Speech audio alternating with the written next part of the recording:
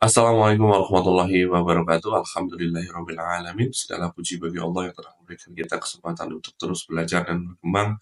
Salawat serta salam kita aturkan kepada Nabi Muhammad SAW yang telah menjadi teladan dalam segala aspek kehidupan, termasuk dalam amanah dan profesionalisme.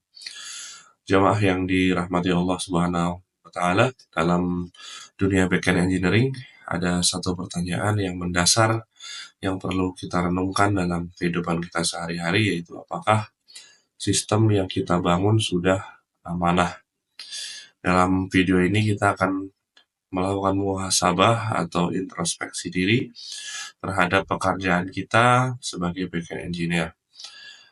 Kita akan bahas beberapa kesalahan-kesalahan umum dan dampaknya, dan bagaimana kita memperbaiki diri agar backend yang kita bangun bisa stabil, aman, dan dapat diandalkan.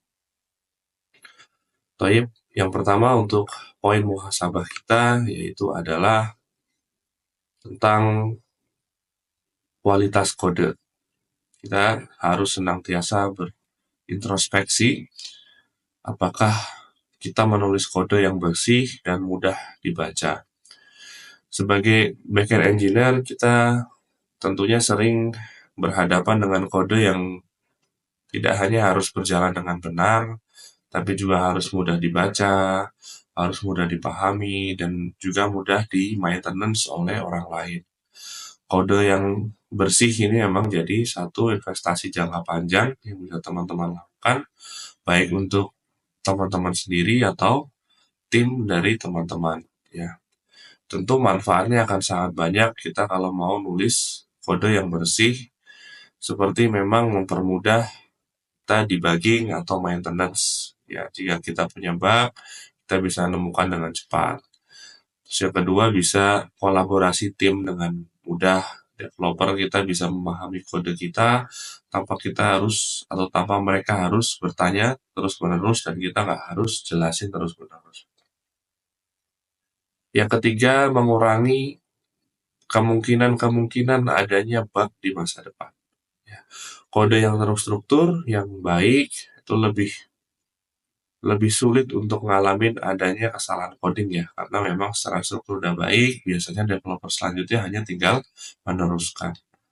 Yang keempat, biasanya mempermudah untuk testing dan refactoring. Ini yang penting teman-teman, bahwa setiap kode yang kita punya harus dites dengan baik. Tapi kalau setiap ada perubahan kita harus ngetes semuanya, ini biasanya akan buang-buang waktu ya, karena perubahan data atau perubahan kode bisa dilakukan kapan saja, dan gimana caranya kita bisa meminimalisir adanya resiko masalah di kemudian hari pada saat testing atau refactor.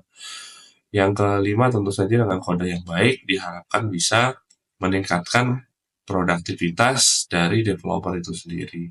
Jadi tidak perlu membuang waktu untuk memahami kode yang berantakan. Tentu sekarang sudah ada tools ya untuk bisa memahami kode, tapi kalau kita tidak perlu tools untuk memahami, maka akan jauh lebih baik.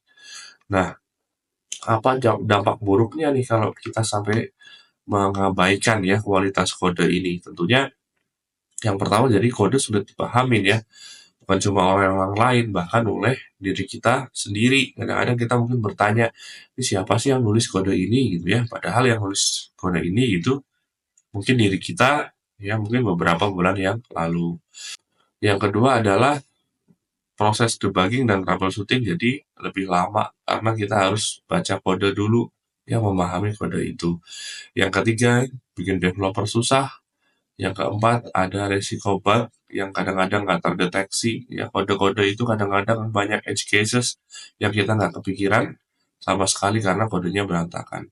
Dan yang terakhir, dampak buruknya adalah menurunkan produktivitas dari tim. Nah, ini biasanya ngurangin motivasi ya. Begitu teman-teman melihat ada project di salah satu aplikasi yang udah terkenal berantakan, maka biasanya mereka males. Ah, kenapa saya harus selalu dapat aplikasi ini ya. Kalau di sini menurut quote dari Robert C. Martin ya, clean code always looks like it was written by someone who cares. Jadi memang kalau kita mau menilai, jadi Jadi memang kalau kita mau menilai bahwa seseorang itu care apa enggak dengan pekerjaan dia, ya kita melihat kodenya ya, apakah bersih atau tidak. Sebagai contoh di sini ada satu method ya, di sini ada satu method di dalam Java. Di sini method namanya pay dengan argumen A, tujuannya di sini ada looping. Di sini ngambil kalau memang equal test, maka di sini ada system out dan break. Di sini paling tidak kita bisa menemukan 4 kesalahan ya dari kualitas kode ini yang kurang baik. Yang pertama, kode ini punya nama yang nggak jelas ya. Di sini ada P, di sini ada A, ini namanya kurang jelas. Tujuannya apa? Ya, tujuan fungsi ini apa? Tujuan fungsinya P gitu ya, tidak bisa dipahami dengan baik. Nah, terus tiba-tiba ada kata-kata di sini yang kedua adalah ada kata-kata tes. Tes ini apa gitu ya? Harusnya kita bisa jadikan ini sebagai konstan, sehingga konstan itu kita bisa berikan sebuah konteks. Ya, misal namanya adalah test string gitu ya. Maka memang ditujukan untuk tes. Terus selanjutnya tidak ada logging ya, tidak ada logging, logiknya di sini hanya found saja, tapi yang di found apa tidak jelas. Yang terakhir mungkin tidak ada dokumentasi ya dari si fungsi ini. Tentunya dokumentasi pun nggak harus panjang-panjang. Yang jelas kalau kodenya sudah mudah terbaca, maka dokumentasi bisa seminimal mungkin. Lalu apa yang perlu diperbaiki di sini P ya, P ini bisa diperbaiki jadi karena ini fungsinya for dan kalau ada dia found artinya mungkin di sini kata kerjanya adalah find ya, misal find and log test string gitu ya, find and log test string. Terus A ini mungkin adalah words. Ya. Terus selanjutnya tes ini memang ada baiknya ini jadi konstan ya, jadi konstan. Nah, selain dia jadi konstan juga posisinya kalau bisa dibalik ya. Jadi konstan dulu baru di equals dengan variabel yang kita mau cari tahu. Ya, terus di sini secara log juga bisa diperbaiki dengan found misalnya, found test string, misal found test string. Jadi itu untuk topik pertama yaitu kualitas kode adalah salah satu nilai yang kita bisa muhasabah ya, apakah kita sudah amanah atau belum. Toib di poin yang kedua di sini adalah performance. Kita selalu harus bertanya kepada diri kita sendiri, apakah kita udah peduli itu dengan sistem yang efisien, gitu ya. Di dalam dunia backend engineering tentunya performance bukan tentang seberapa cepat si code ini bisa jalan, tapi juga seberapa efisien suatu sistem itu bisa menangani beban yang besar. Jadi perlu adanya optimasi performa agar kita bisa melakukan penghematan di sumber daya servernya. Jadi kita nggak pakai server terlalu banyak, dan juga kita bisa meningkatkan UX, pengalaman pengguna, dan kita bisa mencegah sistemnya crash kalau pada saat trafficnya tinggi. Ini memang performance ini penting. Yang manfaatnya tentunya untuk memastikan biaya servernya itu tetap efisien ya. Kalau kita terlalu banyak kode yang berat, tentunya bukan hanya secara latensi saja nambah, tapi secara beban server dan operasional juga nambah. Yang kedua tadi sudah dibahas adalah waktu proses ya atau latensi. Yang ketiga memastikan sistem juga dia bisa menangani lonjakan traffic. Kalau trafficnya tiba-tiba naik, ya, dia bisa menangani lonjakan traffic. Yang keempat, menghindari bottleneck. Kalau kita mungkin ada proses-proses bisnis, kalau misal kita butuh 5 sistem yang satu ternyata kurang efisien, maka dia bisa jadi bottleneck. Dan kalau dia jadi bottleneck, maka semuanya bisa tidak jalan. Nah, ini sebagai contoh di sini ya, ada beberapa hal yang jadi catatan ketika kita ngomongin performance sebuah aplikasi backend. Yang pertama adalah query tanpa indeks. Ya, query tanpa indeks ini memang problemnya di database ya, problemnya di database. Tapi impact-nya sampai ke aplikasi, karena kalau database-nya lambat, aplikasi juga makin lambat. Kalau makin lambat, maka bisa berdampak ke semuanya, ya bisa jadi cascading. Nah, tujuannya indeks ini biar database itu bisa menemukan data itu lebih cepat. Tentunya teman-teman kalau mau belajar indexing di topik yang lain ya, tapi dengan mengindeks data kita bisa menemukan datanya lebih cepat. Terus yang kedua, contoh yang problematika yang kedua adalah query N+1. Ya, query N+1 ini mungkin sudah beberapa kali dibahas di dunia internet ya, dan ini memang topik yang lumayan terkenal, yaitu adalah kalau kita misal mau query pagination ya, contohnya ya.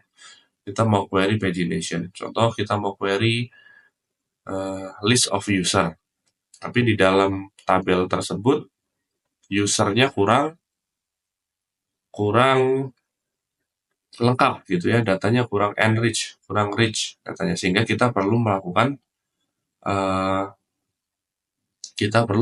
enrichment dengan query ke tabel lainnya. Maka yang biasa dilakukan adalah dia query dulu, misal untuk pagination-nya 10 ya, 1 query untuk 10 user, lalu tiap usernya dia looping dan query lagi ke database. Nah, ini yang dinamakan N+1. Jadi N-nya misal 10, satunya itu tadi yang pertama, query 10-nya, lalu masing-masing per satu user dia query ke database. Ini ya bisa bikin performance jelek. Ini namanya query N+1. Caranya gimana untuk menghindari ini? Ya, kita bisa pakai join, ya, atau kita bisa pakai yang namanya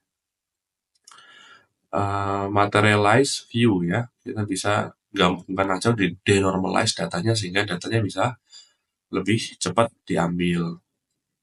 Yang ketiga adalah data statis yang berulang. Jadi kalau teman-teman memerlukan data statis, biasanya kalau di Java ya biasanya dia hanya bikin satu string gitu ya di dalam satu function. Ketika bikin string secara terus-menerus, apakah itu mungkin di dalam loop, misal string plus string seperti itu ya, tapi di dalam loop ini biasanya akan makan memori, dan di memori ini akan boros ya. Dia akan boros karena datanya itu dibikin baru, dan ini terus akan membebani CPU sama memorinya si Java. Nah, solusinya gimana? Biasanya kita bisa kalau di Java pakai namanya string builder gitu ya, pakai string builder. Jadi nggak banyak bikin objek baru, performanya juga bisa lebih cepat, secara memori juga bisa lebih efisien. Yang terakhir juga nggak kalah pentingnya adalah API response ya. Tentunya kalau kita punya data di dalam database, nggak seluruh data kita harus kembalikan ke klien. Memang data-data tertentu saja yang kita bisa kembalikan ke klien, atau data-data yang diperlukan saja yang perlu dibalikan ke klien. Nah, mungkin kita balikin semua data yang mungkin bisa berkilo-kilobyte ya, sehingga transfer datanya makin lama, query ke database-nya makin lama, sehingga mempengaruhi keseluruhan sistem. Ini contoh terlalu banyak data pada API response. Harusnya gimana? Harusnya ya kita kirim data yang diperluin aja. Kalau misal satu halaman dia cuma butuh nama dan email, maka kita kirim nama dan email aja. Nah, jadi ini bisa lebih cepat, bandwidth yang dipakai juga lebih kecil antara front end dan back end ya. Jadi secara prinsip pengoptimalan sistem backend ini ada bisa dilihat, yang pertama bisa pakai indeks, terus kita bisa menghindari N+1, terus pakai API response yang secukupnya ya, optimalkan API response-nya, terus kalau bisa pakai string-string yang status kalau di Java. Mungkin kita bisa bilang harusnya pakai caching ya, pakai cache, nggak selalu harus query ke database, kita bisa pakai cache. Baik, yang ketiga selanjutnya adalah security. Ya, ini adalah topik yang sangat penting. Jadi apakah kita sudah mengamankan data pengguna dengan baik atau belum? Ya, dalam dunia backend engineering tentunya keamanan atau security prioritas utama. Data pengguna itu amanah yang harus dijaga dengan baik sehingga nggak jatuh ke tangan yang salah. Jadi bisa jadi ada serangan cyber atau cyber attack, itu bisa terjadi memang kapan saja. Dan tanpa mekanisme keamanan yang bagus, data-data ini bisa bocor dan sistemnya bisa diretas. Bahkan perusahaan bisa kena denda ya kalau melanggar regulasi-regulasi sehingga data pengguna bisa bocor. Ya, ini ada dendanya sekarang ya, ada dendanya sekarang. Oke, ini ada salah satu quotes yang menarik ya. Kalau buat rekan-rekan engineering manager mungkin ya yang mungkin sering cutting corners, ini tentang security yang pertama, salah satu quotes-nya ini dari Unknown ya. Kalau teman-teman ngerasa bahwa security itu mahal, cobain data breach ya. Data breach itu lebih lebih mahal ya. Tentunya memang fokus dari security ini yang pertama melindungi data pengguna ya dari kebocoran. Jadi jangan sampai kalau data pengguna ini bocor dan ada penyalahgunaan. Terus yang kedua ini bisa mencegah eksploitasi sistem oleh hacker. Jadi kita lebih aware dengan sistem kita, punya firewall, punya user password yang jelas, ya, punya lapisan-lapisan, punya VPN ya, sehingga mencegah adanya eksploitasi sistem dari hacker atau pihak yang tidak bertanggung jawab.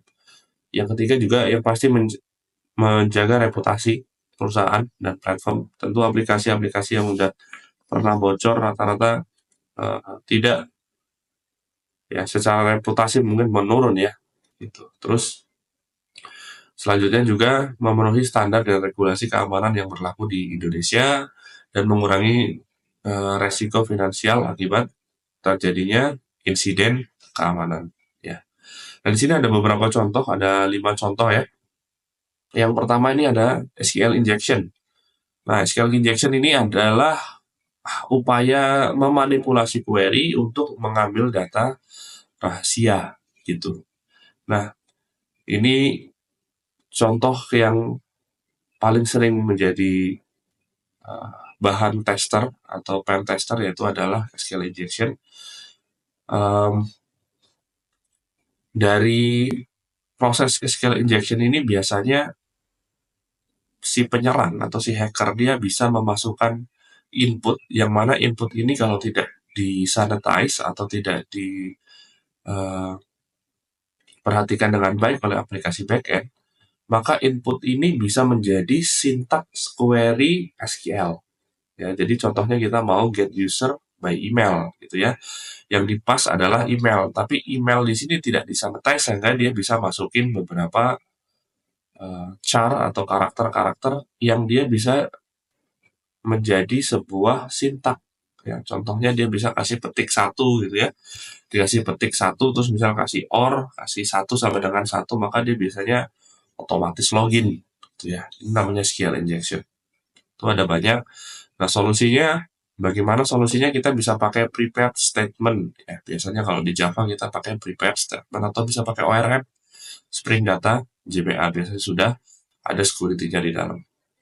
Itu yang pertama untuk SQL injection.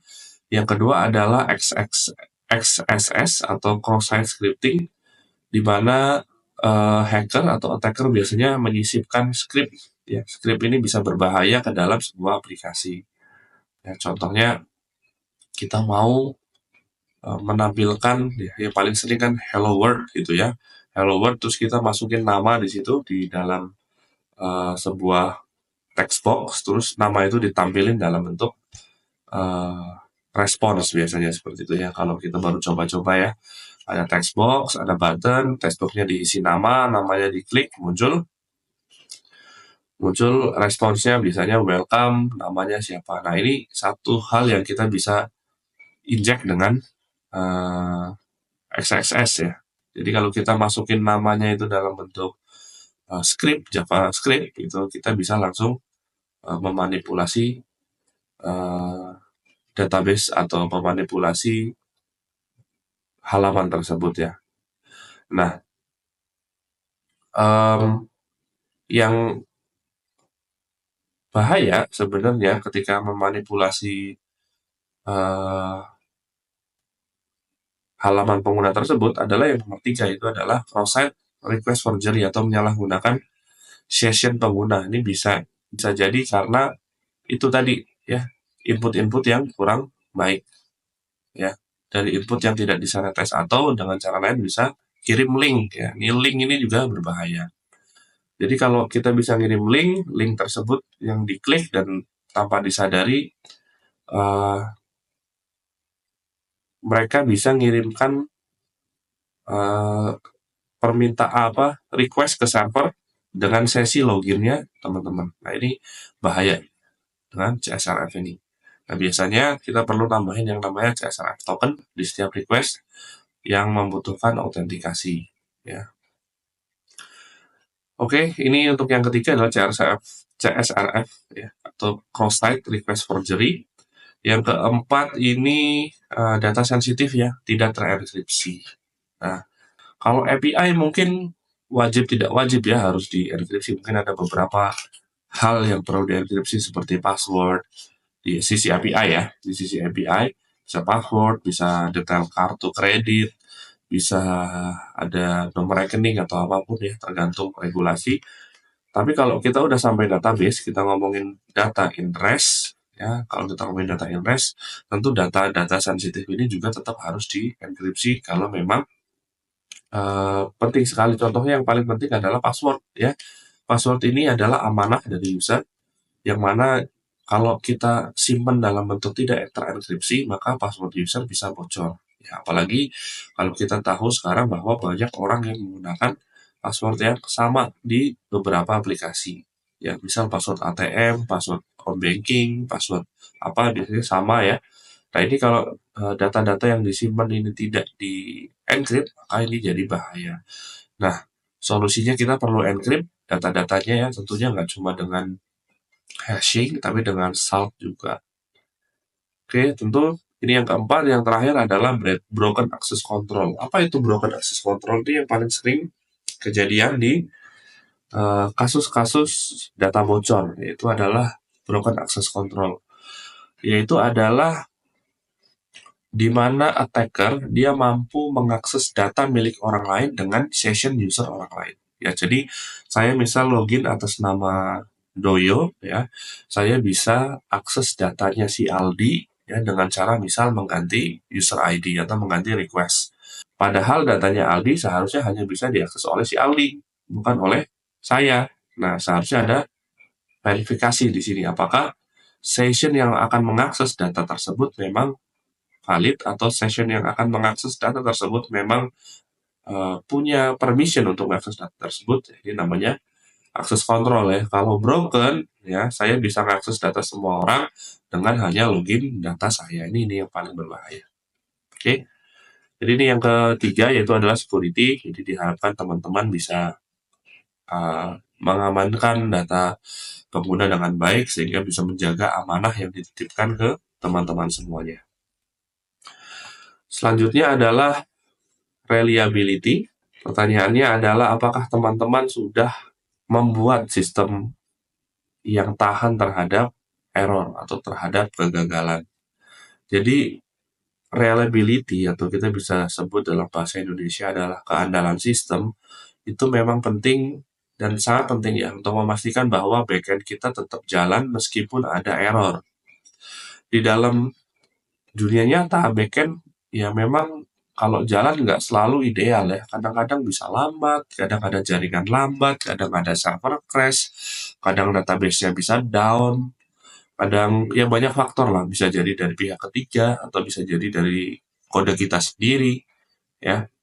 Tapi kalau kita ngomongin backend yang reliable, dia harus punya yang namanya mekanisme fallback, sehingga dia bisa melakukan recovery secara otomatis tentunya ya, sehingga sistemnya tetap bisa dipakai tanpa mengganggu pengalaman pengguna. Yang jelas manfaat dari reliability ini adalah memastikan bahwa sistem itu memang terus berjalan walaupun ada error. Terus yang kedua, dia bisa meningkatkan user trust terhadap aplikasi. Memang kalau aplikasi lambat dan sering error, ternyata itu bikin trust-nya itu kurang. Yang ketiga, menghindari kehilangan data akibat crash atau downtime. Jangan sampai pada saat crash, data yang seharusnya sudah disimpan malah hilang. Ini bahaya ya. Seharusnya yang nomor 4 adalah penting juga ini ngurangin stresnya si developer. Karena makin banyak sistem yang tidak reliable, maka makin terganggu jadwal tidurnya si developer. Bisa jadi terjadi problem di jam 1 malam, jam 2 malam, ini ya problem. Nah, ini karena insiden-insiden.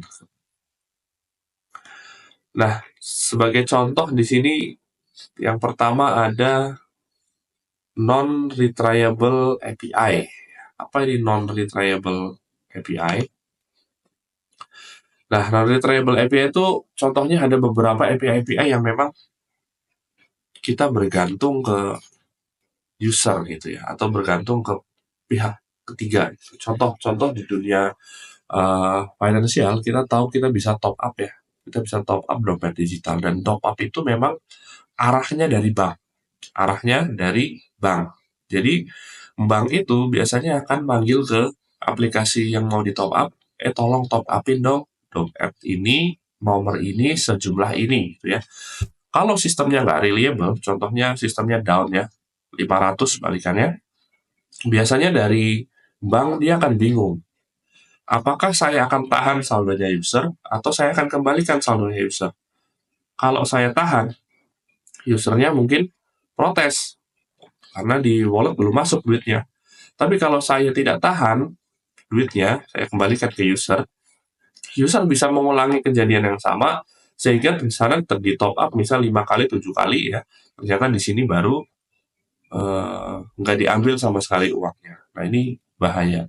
Nah, biasanya API-API yang seperti itu, ya, itu perlu retry mechanism di sisi walletnya, contohnya. Jadi misal si bank ini udah ngirim komen untuk top up, tapi ternyata gagal, bank berhak untuk menahan uangnya user, sementara si wallet ini seharusnya dia punya mekanisme retry. Ya, dia punya mekanisme retry. Nah, retry ini ketika terjadi masalah, dia bisa simpan di misal di message broker atau di mana gitu ya, untuk di retry ulang ke depannya. Ya, kalau sistemnya udah bagus di retry ulang sehingga user tidak perlu menunggu sampai waktu, misal ya, biasanya kalau nggak ada retry, dia harus nunggu sampai adanya settlement, di mana settlement ini biasanya terjadi H+1. Nah, dengan adanya retry kita nggak perlu nunggu settlement, tinggal kita simpan aja request yang tadi datang dari bank, terus kita ulangi lagi request itu, kita replay, terus kita hit ke sistem kita, biasanya akan berhasil. Itu untuk yang pertama adalah non-retriable API. Yang selanjutnya adalah no circuit breaker ya, no circuit breaker. Circuit breaker ini tujuannya tentu untuk menghindari yang namanya snowball ya, atau bola salju yang makin besar. Jadi kalau kita misal manggil ke eksternal ya, kita manggil ke eksternal, ternyata eksternal service ini lambat, ya, eksternal service ini lambat, maka biasanya request ini akan numpuk nih di belakang, sehingga karena numpuk di belakang banyak error karena numpuk terus. Maka kita perlu yang namanya circuit breaker. Nah, circuit breaker ini ibaratnya switch lah ya, switch di lampu gitu ya. Ketika kita nemu call dengan misal error rate yang tinggi, misal error rate-nya sudah lumayan tinggi, ya, kita bisa switch ini off, sehingga ketika dia nge-call get data, dia tidak call si API ini lagi, dia langsung balikin service unavailable ya. Dia akan langsung balikin service unavailable tanpa harus nge-hit si external API-nya ini untuk circuit breaker. Yang ketiga, nggak ada load balancer. Ya, ini mungkin aneh ya kalau sistem sudah besar nggak ada load balancernya. Dia satu server untuk menghadapi semuanya, ya, itu aneh ya. Makanya kalau kita bikin sebuah aplikasi memang harus bisa di-split secara atau bisa di-scale secara horizontal. Yang mana aplikasi kita itu harus stateless ya. Kalau aplikasi kita stateless, maka kita bisa scale secara horizontal. Yang keempat, nggak ada failover strategi. Failover strategi ini contoh tiba-tiba database-nya bermasalah ya, database-nya bermasalah. Maka seharusnya yang kita lakukan adalah kita punya failover strategi, yaitu kita alihkan request-nya atau traffic-nya ke database yang lain yang tidak bermasalah. Contoh ada satu mesinnya bermasalah, maka kita alihkan ke database yang lain. Ini yang keempat, yaitu adalah failover strategi. Kurang lebih ini untuk yang reliability. Selanjutnya yang terakhir adalah observability. Di observability ini kemampuan untuk memahami apa yang terjadi di dalam sistem. Jadi kemampuan untuk memahami apa yang terjadi di dalam sistem secara real time. Ya, ini penting. Bahkan kalau kita punya aplikasi dan kita nggak ada logging, nggak ada monitoring, nggak ada tracing, ya developer biasanya cuma nebak-nebak aja. Nebak-nebak ini masalahnya di mana ya, gitu ya. Tanpa kita bisa tahu pasti ada di mana. Jadi si observability ini memang membantu kita untuk menemukan akar masalah dengan cepat sehingga bisa mengoptimalkan performa dan meningkatkan reliability sebuah sistem. Tentu ini bagian dari menjaga amanah kita sebagai backend developer ya. Manfaatnya justru yang pertama adalah mendeteksi error bisa lebih cepat ya. Yang kedua, kasih insight terhadap performa aplikasi, terus memungkinkan kita bisa perbaiki dengan cepat ya, memperbaiki atau scale sistem dengan cepat. Nah, ini sebuah manfaat. Nah,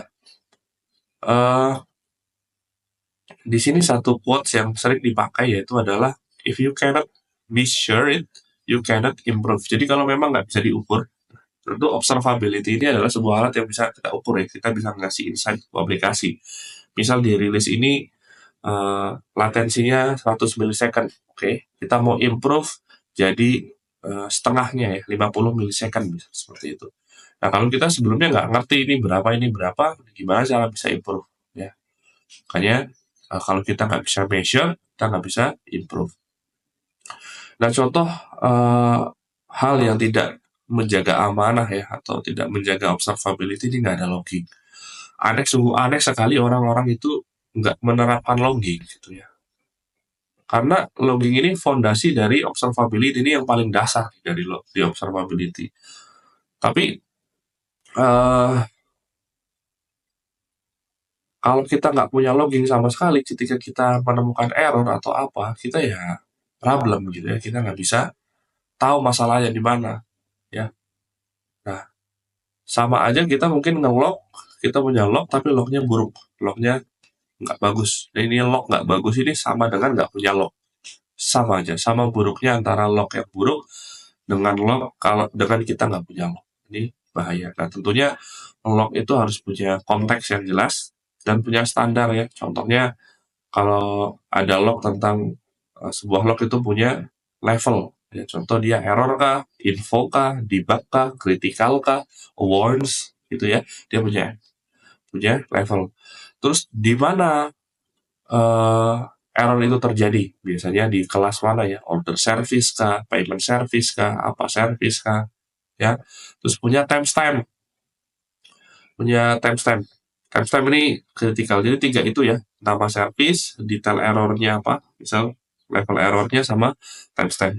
Nah, terus yang terakhir ditambahin adalah detailnya. Error ini apa? Misal kegagalan dalam memproses ordernya nomornya berapa misal. Nomornya 1, 2, 3, 4, 5 misalnya gitu. Nah, terus alasannya kenapa kok gagal order? Oh, database connection timeout misal. Database connection failure. Nah, itu bisa kayak gitu sehingga lebih mudah. Jadi yang pertama tadi maaf ya, jadi ada 4 ya. Timestamp, nama service, error level, dan error detail. Di dalam error detail itu yang terjadi adalah apa dan kenapa. Ya, apa itu jadi adalah misal gagal memproses ordernya apa ya, 1, 2, 3, 4, 5 misal, dan kenapa? Karena database-nya timeout. Tentu kita kalau butuh beberapa hal yang perlu di-log boleh ya, tapi usahakan proses loggingnya itu seperlunya, karena memang kalau kita lognya tidak beraturan ya tentunya makan resource banyak ya. Best practice-nya adalah gunakan logging yang structured ya. Bisa jadi formatnya JSON ya, tapi ya bisa jadi JSON atau yang lain ya. Tapi kalau bisa mungkin pakai yang lain nggak apa-apa ya. Kalau mungkin kita bisa pakai comma separated asalkan kita udah punya dictionary-nya aman. Terus yang kedua simpan konteksnya ya. Misal ada transaction ID, user ID atau apa di dalam errornya. Tapi hati-hati jangan simpan data-data yang sensitif. Jadi jangan sampai kita nge-log password, kita nge-log token, kita nge-log email, kita nge-log apapun ya, data-data yang PII ini yang bahaya. Yang kedua, yang bahaya lagi kita nggak punya monitoring, ya. Udah di-log, terus lognya nggak ditampilin apa-apa, ya nggak punya monitoring. Kalau tiba-tiba request latensinya naik, kita nggak ada dikabarin, baru dikabarin 2 hari kemudian ketika bosnya ngomong, ini ada laporan dari teman saya katanya aplikasinya nggak bisa dipakai. Nah ini kan secara reputasi jelek ya. Jadi memang monitoring ini penting. Sehingga monitoring ini tujuannya untuk ngumpulin metrik dan untuk nunjukin sistem ini sedang healthy atau enggak, sedang sehat apa enggak. Metrik-metrik yang penting biasanya kalau di-observe adalah yang pertama request latency, terus error rate, ya ini success rate dan error rate ya mirip. Kalau mungkin lebih dilengkapin lagi success rate misal berapa ya, kalau misal turun sampai sekian persen ini penting, dan error itu yang penting juga error code-nya apa ya, error code-nya yang sering muncul apa. Nah ini penting. Terus selanjutnya ke infra, misalnya ada CPU dan memori ya, apakah cukup apa enggak. Yang terakhir nggak kalah penting adalah database query performance, tiba-tiba ada slow SQL kah, ada apakah gitu ya. Oke, yang terakhir ini adalah node tracing mechanics. Ya, ini kalau kita sudah punya puluhan server dan puluhan microservice, kalau kita nggak punya unified tracing ini ribet. Kalau ada request dari depan, dia harus sampai ke belakang itu melalui 5 microservice. Kalau setiap microservice ini key-nya beda-beda, ya, maka kita carinya susah. Kalau misal kita mesti grab ya, ini grabnya susah ibaratnya gitu. Nah makanya di sini kita punya satu variabel namanya trace ID. Nah trace ID harus dibawa ke setiap service sehingga ketika trace ID ini dimasukkan kita bisa tahu nih dia masuk ke service mana saja. Tentu kita udah banyak ya di luar sana library tracing ya yang kita bisa pakai tanpa harus bayar. Nah kalau kita nggak pakai tracing gimana? Kita susah ya kasih tahu di mana request ini ngalamin bottleneck. Ya terus kita juga susah analisis request yang melewati banyak service. Ya. Ini contoh di sini adalah distributed tracing dengan OpenTelemetry plus Jaeger ya, plus Jaeger. Jadi sekian ya dari apa yang kita bahas. Yang muhasabah ini bukan hanya untuk kehidupan tapi juga untuk pekerjaan juga sebagai backend engineer yang kita tidak hanya nulis kode tapi juga kita bertanggung jawab atas sistem yang digunakan oleh banyak orang. Mari kita bisa perbaiki kualitas kode kita bisa optimalkan performa, perkuat security, tingkatkan juga reliability, dan pastikan sistem kita juga bisa di-observe dengan baik. Sehingga backend yang kita bangun adalah amanah yang memang kita harus jaga. Dan semoga Allah memudahkan kita dalam bekerja dan menjadikan pekerjaan kita sebagai ibadah. Kita tutup dengan doa kafaratul majelis. Subhanakallahumma wa bihamdika asyhadu an la ilaha illa anta astaghfiruka wa atubu ilaik. Wassalamualaikum warahmatullahi wabarakatuh.